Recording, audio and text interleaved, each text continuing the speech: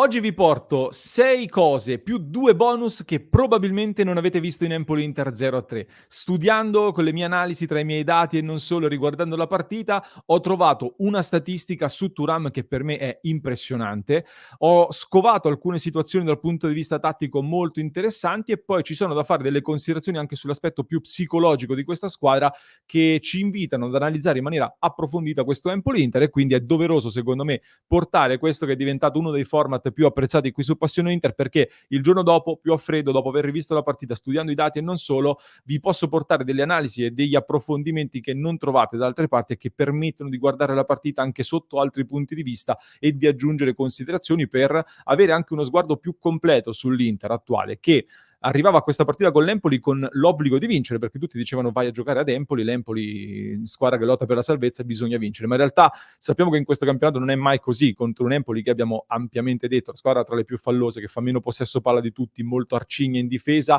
che ha creato difficoltà a tutti, ha subito un solo gol in casa dal Napoli su calcio di rigore. L'Inter ne fa 3 in uno stadio in cui l'Inter storicamente comunque ha avuto difficoltà, ma poi ha comunque vinto. Arriva una vittoria che è la sesta nelle ultime 7 partite, perché dopo la Juve sembrava un momento di difficoltà, sembrava un periodo di crisi per l'Inter, ma poi io ho detto: ma ragazzi, dopo il derby l'Inter ha vinto 6 partite tra tutte le competizioni e una pareggiata, quella contro la Juventus. Quindi in realtà è un momento molto positivo dal punto di vista dei risultati per l'Inter, che dovrà mantenerlo adesso tra Venezia, Arsenal e Napoli, 3 sfide a San Siro che diranno molto sul prossimo cammino dell'Inter. E quindi attenzione, ecco, a questo Empoli-Inter che va assolutamente analizzato in profondità per chi ci dà tantissimi spunti. E quindi ben ritrovati amiche e amici passioni interisti in questo nuovo episodio del nostro format del giorno dopo la partita. Vi invito a lasciare un mi piace, se non l'avete ancora fatto mi raccomando iscrizione al canale, clic sul tasto iscriviti così non vi perdete neanche uno degli approfondimenti che vi portiamo ogni giorno e soprattutto continuate a supportare il nostro progetto e continuate a farlo crescere se pensate che ne valga la pena, ma credo che lo pensiate, visto che siete sempre di più a seguirci ogni giorno. Allora, Empoli-Inter, doppietta di Frattesi, succede tutto nel secondo tempo, gol di Lautaro Martinez a chiudere, una partita sicuramente condizionata anche dall'espulsione nel primo tempo di Gogli-Cizze, che non capisco come abbia fatto l'arbitro a non vederla in presa diretta, è servito l'intervento del VAR per il duro intervento su Marcus Thuram. Era comunque un Inter che aveva già il controllo della partita, era in possesso palla, stava dominando comunque l'avversario. Con quell'espulsione la partita diventa ancora più chiusa, con l'Empoli che si difende ancora di più, è diventata una sorta di 4-2-2-1, una cosa del genere, per no, troppi, 4-2-2 probabilmente, vabbè, per gestire lì davanti la situazione, ma comunque non era questo l'importante. L'importante era che per lo svolgimento della partita, quella con l'Empoli ha ricalcato un po' le dinamiche di quello che è successo col Torino, cioè contro il Torino pure c'è stata l'espulsione di Maripan, sempre per farlo su Thuram nel primo tempo, e l'avversario quindi ha dovuto correre ai ripari in 10 uomini. Ci sono però anche delle differenze rispetto alla gara col Torino, nonostante queste similitudini, ovvero l'avversario sicuramente è di livello diverso. Torino tendenzialmente ha delle ambizioni superiori, ma l'Empoli, come dicevo, non aveva mai subito 3 gol e soprattutto in casa ha sempre creato problemi a tante squadre. Quindi c'erano delle possibili difficoltà per l'Inter, che contro il Torino e contro l'Empoli ha giocato lo stesso identico numero di palloni, circa 2 palloni di differenza. Quindi l'Inter ha avuto più o meno lo stesso controllo territoriale e del possesso, ma con delle differenze su come ha distribuito questo possesso palla. Cioè, contro il Torino l'Inter ha fatto girare molto di più il pallone tra i difensori, mentre questa volta lo ha distribuito molto di più tra tutti e tre i difensori in maniera molto più simile, ma soprattutto dal centrocampo in avanti. Infatti i dati che ho anche cerchiato per chi ci segue in video, ci dicono che Bissac aveva toccato contro il Torino molti palloni in meno rispetto alla coppia Bastoni Acerbi sul centro-sinistra, e a centrocampo poi vediamo che Barella ha fatto più o meno il Cialanoglu, perché Ciala aveva toccato 145 palloni e Barella ne ha toccati 141. La differenza è stata però, ecco, sul come i tocchi si sono distribuiti, meno sulla difesa, più sul centrocampo, e in modo particolare io sottolineo un Frattesi che ha toccato di fatto il doppio dei palloni che invece aveva toccato nella gara contro il Torino. Questo a certificare comunque un maggior coinvolgimento che c'è stato di Frattesi in questa partita, quasi il doppio, non proprio il doppio, ma quasi, comunque significativamente di più. Questo è un tema molto importante perché Tra poco lo ritrattiamo chiaramente parlando dei di Frattesi in modo particolare, però rimanendo, sui centrocampisti, una cosa che forse si è notata, noi l'abbiamo detto più volte in diretta, ma forse non si è notata così tanto come si vede nelle heatmap, vi mostro per chi ci segue in video come i centrocampisti dell'Inter in questa partita si sono scambiati anzi, continuamente di posizione. Partendo da sinistra abbiamo le heatmap di Zielinski, Frattesi, Barella e Henrikh Mkhitaryan. Le zone più rosse sono le zone in cui questi giocatori hanno toccato più il pallone. È evidente la prestazione da tuttocampista di Nicolò Barella, che inizialmente era partito lui da regista davanti alla difesa, da sostituto di Hakan Çalhanoğlu, e poi in realtà si è andato a scambiare prima con Mkhitaryan e poi si è andato a scambiare sul centrodestra. La stessa cosa Mkhitaryan partiva da mezzala a sinistra, ma poi è andato a fare il regista davanti alla difesa e poi è andato anche sul centrodestra. Frattesi tendenzialmente ha fatto il suo giocando anche molto alto e in questa partita anche molto più largo del solito come interpretazione del ruolo, ma in alcune fasi anche lui è andato a ricoprire la posizione di regista, cosa che poi ha fatto anche Zielinski, che chiaramente è entrato nel finale o comunque nel secondo tempo di questa partita che l'Inter stava dominando, si è sbilanciato moltissimo in avanti Zielinski. Molto interessante questa situazione, cioè in assenza di Çalhanoğlu, con Inzaghi che evidentemente non ha ancora trovato il giocatore perfetto per sostituire Çalhanoğlu, cioè fuori lui, fuori Çalha, dentro un altro, a meno che non sia Asllani che non era prontissimo per questa partita, va ad adottare questa soluzione intercambiabile. Credo che il fatto che l'Empoli fosse in 10 abbia anche contribuito a questa cosa, cioè abbia invitato i nostri giocatori a fare più movimento per poter scardinare meglio quella difesa. Però è un tema molto interessante da vedere se poi sarà confermato. Un'altra cosa legata a questa, l'ho ritrovata nelle dichiarazioni di Inzaghi. Quest'Inter è arrivata a questa partita stanca, comunque con diversi acciacchi. Ho detto di Asllani, che aveva dato la disponibilità ma non era al top, lo stesso Zielinski un po' affaticato, De Vrij e Di Marco non erano usciti benissimo dalla gara contro la Juventus, anche se Di Marco poi ha fatto un partitone. Su Çalhanoğlu e Acerbi lo stesso Inzaghi ha detto bisogna vedere per domenica, quindi una squadra comunque acciaccata, anche Frattesi, anzi Frattesi molto interessante nel post partita che dice proprio che l'essere sempre in giro eccetera, sono stanchi in questa fase comunque. E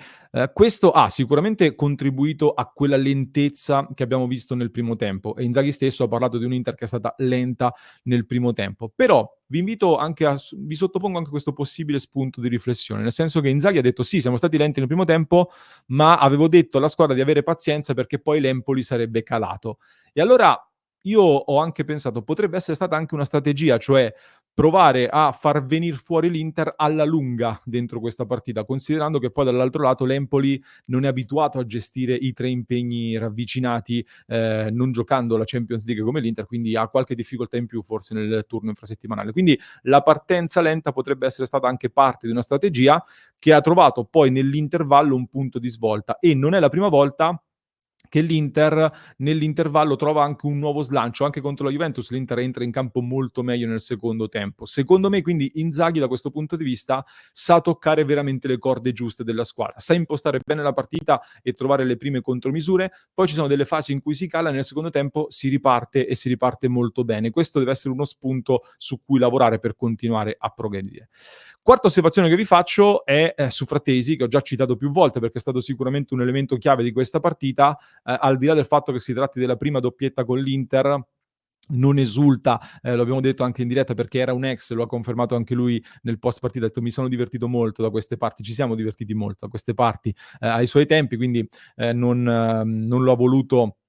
sostanzialmente questo diciamo a me non piace molto in realtà questa cosa che non si esulti per un gol segnato contro la sua ex squadra, però se si è sentito così è giusto così. Su Frattesi però, devo ammettere una cosa, mi ha un pochino congelato con la sua frase perché mi sono sentito un po', tirato in causa, ma ha ragione lui secondo me. Nel senso che dopo la partita, lui dice, "Sembra che ad ogni partita si debba decidere se sono bravo oppure no." Cioè ogni partita di Frattesi deve accendere il dibattito molto polarizzante da quello che ho visto. Mi ha colpito questa cosa perché in diretta io stesso ho detto: "Ma Il primo tempo è stato abbastanza evanescente, cioè, è vero che ha toccato molti più palloni rispetto alla gara col Torino, però secondo me è molto sbilanciato nel secondo tempo, perché dopo il primo gol Frattesi si è sbloccato ed è stato tutto un altro giocatore secondo me, rispetto ad un primo tempo invece in cui aveva un po' svuotato il centrocampo nel supporto che bisognava dare al regista, era molto avanzato e c'era stata qualche imprecisione. Ehm, Però lui dice una cosa giusta, cioè, il giocatore va valutato sul lungo periodo e stare lì ad ogni partita a sentenziare: "Non può più fare questo, non può giocare lì perché gli manca questo", eccetera, non sono d'accordo. Anche perché, come detto, già da Torino ad oggi la sua partecipazione alla manovra, nonostante una partita dallo svolgimento simile, è cresciuta e migliorata di tanto. È un giocatore in evoluzione che anche grazie agli infortuni sta trovando più spazio, è un giocatore di un'importanza enorme dal punto di vista offensivo, soprattutto in gare come queste, dove magari ha meno spazio per sfogarsi, ma comunque dentro l'area fa sempre succedere cose, come dico io, tante volte. Quindi diamogli tempo, non dobbiamo per forza dare delle sentenze dopo ogni singola partita. Godiamoci anche il percorso, come si dice tante volte. Quinto punto, arriviamo a quello più forse più da nerd, ma anche più interessante, secondo me riguarda Marcus Thuram. Ho trovato, vi dicevo, una statistica clamorosa su Thuram. Qual è questa statistica? Marcus Thuram è intanto il giocatore che di gran lunga subisce più falli a partita nell'Inter. È il giocatore che subisce più falli e viene molto preso di mira da questo punto di vista, ma soprattutto è il miglior attaccante in Europa come media di rigori conquistati a partita. Cioè, nell'ultimo anno solare, se prendiamo il numero di rigori conquistati, lo dividiamo per 90 minuti, nessun giocatore, nessun attaccante in Europa ha avuto una frequenza di calci di rigore conquistati migliore di Marcus Thuram. Aggiungiamo questo dato al discorso del fatto che è il giocatore dell'Inter che subisce più falli, è il 14° giocatore in Serie A per falli subiti a partita. Il primo è Ndoye del Bologna, da tenere d'occhio. È tra i migliori 18 attaccanti su 100 in Europa per falli subiti e, come detto, continua a far scattare anche dei cartellini rossi. Dopo quello di Maripan, anche questo di Goglicize, diverse ammonizioni comunque le ha subite, si è preso il rigore anche contro la Juventus. Sta diventando, oltre che sempre più centravanti, come vi avevo dimostrato con dei dati in un contenuto che vi ho già portato, un centravanti ma di un'astuzia e di una sì, un'astuzia, ecco, secondo me è la parola giusta, di astuzia veramente, veramente molto, molto importante. Oltre al fatto che chiaramente è uno dei giocatori che si prende di più l'iniziativa della palla al piede, ma occhio a questo Marcus Thuram. Sesto punto, non si può non sottolineare, la questione Lautaro Martinez, un Lautaro Martinez che esulta anche in maniera rabbiosa, dovrei aver preparato anche, delle immagini. Sì, su Lautaro Martinez voglio segnalarvi, queste cose. Questa è l'azione del gol, dove tra l'altro Barella, che ha fatto una partita mostruosa nel recupero palla, eccetera, avrebbe anche l'opportunità di tirare in porta, invece decide di passarla a Lautaro Martinez e di scaricarla e quindi, si vede che i giocatori ci tenevano a far segnare Lautaro Martinez, che comunque veniva dipinto come un giocatore in grande crisi da gol, ma aveva segnato 2 partite fa con la Roma, comunque non è che fosse così in crisi realizzativa. Sicuramente in ritardo rispetto ai suoi standard, ma non è così in crisi. E se non vado errato, gol nelle ultime 3 trasferte consecutive, tra l'altro. Però si vedeva che aveva bisogno del gol, lo si vedeva perché poi ha esultato anche battendo le mani a terra in maniera importante, ma non ha cercato questo gol in maniera egoistica, perché anche qua sul gol di Frattesi Lautaro, un centravanti, qua può essere anche egoista nello stoppare e ha la possibilità di girarsi e calciare col destro che è il suo piede, invece ha la lucidità di scaricarla dietro per Frattesi che è posizionato meglio. Quindi non è stato egoista nonostante l'esigenza di sbloccarsi. Nel finale poi, dopo essersi sbloccato, va anche a riconquistare questo pallone nel duello corpo a corpo con Colombo che mi ha gasato molto, così a sportellate. È rimasto deluso dal pallone d'oro, come ha detto lui stesso si aspettava di stare qualche posizione in più dopo la partita, lo ha confermato, però ha risposto sul campo con delle difficoltà all'inizio, con una squadra che faticava ad imbeccarlo, ma poi sia l'Inter che lui dopo i gol si sono sbloccati e lui in particolare dopo il gol segnato è cresciuto molto di rendimento. Mi dà l'idea, Lautaro, di un giocatore che ha bisogno davvero di trovare la miglior condizione giocando, sinceramente, piuttosto che lavorando ad appiano, eccetera, eccetera. Però magari sbaglio e lo chiedo a voi. Chiudendo, 2 considerazioni bonus. Questa è una cosa che in diretta non avevo notato, non ci avevo fatto caso, ma Bissek si è mangiato un gol abbastanza grosso. È vero che c'è il difensore, credo sia Ismaili, che va, in caduta a proteggere la porta. Qui Lautaro aveva fatto un gran colpo di testa con una grande parata di Vasquez sulla respinta. Bissek ha la porta quasi spalancata in posizione centrale e la spara alta sopra la traversa. Ma non voglio gettare la croce addosso a Bissek, era solo per sottolineare come non avevo visto sinceramente questa o comunque in diretta non mi era sembrata così clamorosa come invece è l'occasione. Un'altra cosa poi, Bisek in questa partita è stato sballottato un po' ovunque, è partito da destra con De Vrij e Bastoni a sinistra, poi è stato spostato a sinistra al posto di Bastoni e con l'ingresso di Pavard che ancora una volta è entrato benissimo, Pavard in un grande momento secondo me, con De Vrij al centro, poi è entrato Palacios, quindi Bisek è scalato al centro, Palacios purtroppo fermato all'ultimo, ha fatto 17 minuti in cui alla fine ha recuperato un gran pallone, si stava buttando in area di rigore e l'hanno fermato, mi è dispiaciuto molto. E considerazioni finali sull'Empoli, Fazzini, giocatore molto interessante, mi ha fatto davvero una gran bella impressione, da tenere d'occhio anche in ottica Inter, perché l'Inter ha ottimi rapporti con l'Empoli, mi è sembrato il giocatore davvero di una classe superiore all'interno della squadra toscana. E poi su Ghiasi c'è stata un'occasione, ecco, se vogliamo trovare un neo comunque da sistemare, nel primo tempo dove ancora una volta tutti i nostri giocatori guardavano tantissimo la palla, c'è un calcio piazzato, sul secondo palo spiove questo pallone dove arriva Ghiasi praticamente da solo, che per fortuna non c'entra il pallone, però era letteralmente da solo, non seguito da nessuno, e la nostra difesa invece si era tutta buttata da una parte guardando troppo il pallone. Immagino che questa cosa Inzaghi la farà vedere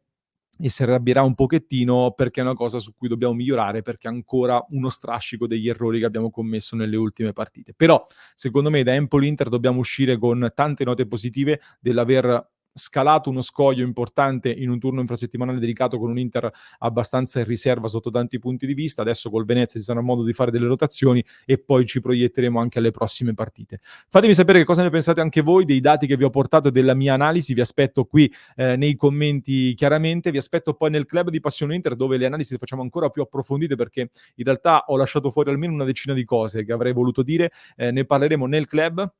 www.passioneinter.club, mentre vi lascio con un altro approfondimento che trovate in descrizione per chi ci ascolta in podcast, mentre per chi ci segue su YouTube vi basta cliccare qui.